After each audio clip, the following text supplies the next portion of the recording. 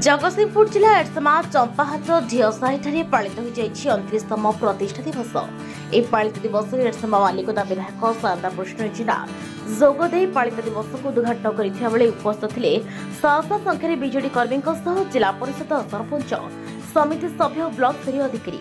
सबुठ बड़ कथा दीर्घ वर्ष विजु जनता दल सशक्त अच्छे आगक सशक्त रोकों कार्य कर बीजेपी सरकार उपरे बर्षि एरसमा बालिकोदा विधायक शारदा कृष्ण जेना।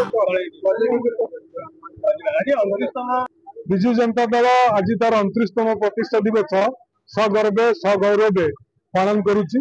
तेणु आज विजु जनता दल नवीन बाबू नेतृत्व में सशक्त अच्छी एवं नवीन बाबू निर्देश अनुसार लोकों पाखक जाओ लोकों सेवा कर।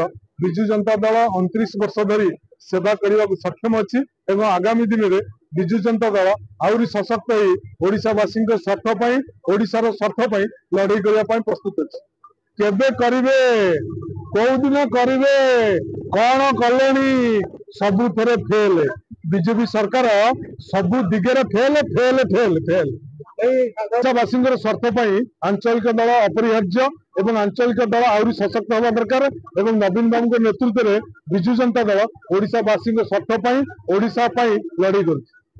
ओडिया अस्मिता ओडिया अस्मिता होउछन्ती श्रेष्ठ पदार्पण स्वयं जगन्नाथ। ये सरकार बीजेपी सरकार जगन्नाथ को सम्मान देनी बलभद्र रथ यात्रा पड़गले से किसी दोषी प्रति कार्यानुष्ठान ना कि जगन्नाथ चलित रथ यात्रा दल चकटार मृत्युवरण कले भक्त मैंने से कार्यानुष्ठान ना। ये सरकार टी ओडिया अस्मिता को प्रत्येक क्षेत्र में प्रत्येक पदक्षेप पदाघात कर।